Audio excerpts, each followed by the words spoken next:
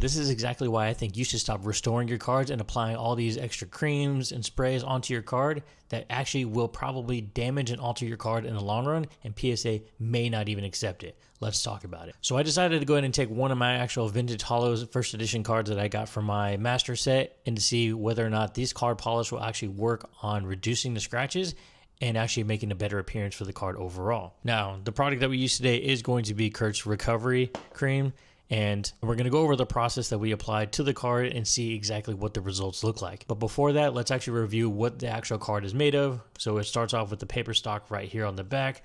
We have an adhesive layer that actually binds the aluminum foil that's on the back pattern right there. We have the ink layer that contains all like the text of like attacks and moves and everything like that, as well as a clear coat that goes over the entire card that covers it from top to bottom. Now that we went over that, let's look at the video and check out how it works. All right, so this is the dark magneton that we're gonna look over, and I'm gonna experiment with it. As obviously you can see all the hollow scratches that you can see all over the pattern. I specifically chose this card just because of how scratched it was and kind of seeing how the recovery will work and to see what kind of changes we can make to the card itself and make some improvements. So I started the process by just kind of cleaning the card a little bit using Kurt's Card Care Spray. From what I can tell, it's pretty much just water and isopropyl alcohol. So it's not like it's super damaging to the card itself. So it's just good to kind of like take off some of those dirt marks, any kind of scuffs that you see. The actual mold on the back of it, you might need to do a little bit more work to it, but none of that's super abrasive or damaging to the card, I don't believe. Unless you soak the card way too much, then you might end up having some kind of damage down the line, but just a little bit on the card should be okay. It definitely cleaned up a little bit, but not a whole lot. Yeah, now we're going to get started with just working on the hollow foil itself with the recovery, but we'll really talk about the effects of it at the very end of the video when we compare it to a original vintage hollows that I have, and we'll compare it to another magneton card that I have from Gym Heroes to kind of see the difference in what I'm talking about and why you should not do this, especially if you're looking to preserve the actual card itself, avoid grading, and also what to look for if you are deciding, or what to look for if you are hunting for some of these vintage cards and the hollow looks a little too good to be true. So for this section, I'm doing about 3 to 5 passes with the recovery, just kind of gently applying it to the left side to see how it looks throughout the entire process. So pretty much you just apply a little bit of the recovery to the surface of the card, just gently brushing it while wiping it down. And we do this for a few cycles to kind of see what the changes are, and we kind of compare it side to side. But let's kind of skip through some of it and kind of see what it looks like near the end. So here we're just working out the last little bit. I think I apply a little bit more pressure on this one just to kind of get those last little bit of scratches on it and just see how much we can work out. But again, it's not like it's super, it's not like I'm really kind of digging into the card. It's still just a very light amount of pressure overall.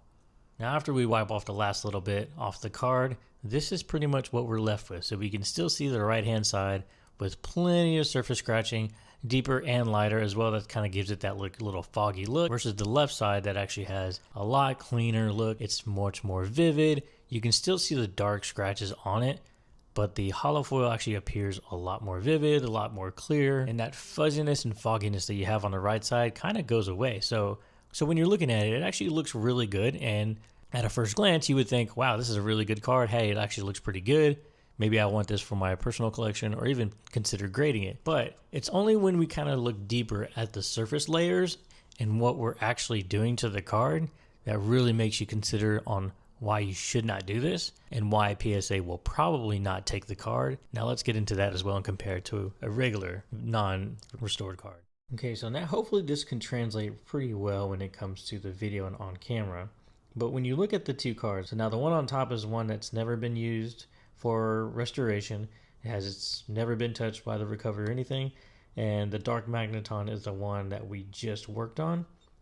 Now, if you kind of look at it right off the bat, when the light kind of goes across the surface, you can see like these like dark ridges that have come across the hollow pattern that are like kind of in the aluminum foil itself. And you kind of see how deep some of those ridges are as it comes across from left to right. And when you go up to Lieutenant Surge, it kind of looks real smooth. You still have some of that cratering from the underneath layer, but it's a lot softer. If you can kind of see it, like you see those ridges as I'm coming across the light, and I'll kind of go up to the other one now, and you see it's a lot smoother, right? So that is that protective UV varnish that's on it. And so when you do use some of these creams that help take away some of the scratches, you're not only taking away the scratches, you're also removing that protective layer. And so another way to kind of tell too is not only does it look a lot shinier, and this one looks a lot like the regular looks a lot matte, when you feel across the card itself, you'll feel like the protective coating on like the regular part of the card. And then when you get here, it's a lot stickier. It just kind of feels like your finger kind of gets stuck on it, versus on here it slides a lot better. Even in sound is different. I wish I could kind of get that on camera. Versus on here, you can kind of know that, you can kind of feel that that layer goes all across the entire card. It doesn't get removed, or doesn't, your finger doesn't stick, should I say, when you glide across the card. So it's kind of hard to see on camera itself, but if you kind of know if you know what to look for, you kind of know what I'm talking about. Now, card cleaning is already pretty controversial, but now that I kind of looked at this side by side and know what to look for, I think it's a night and day difference.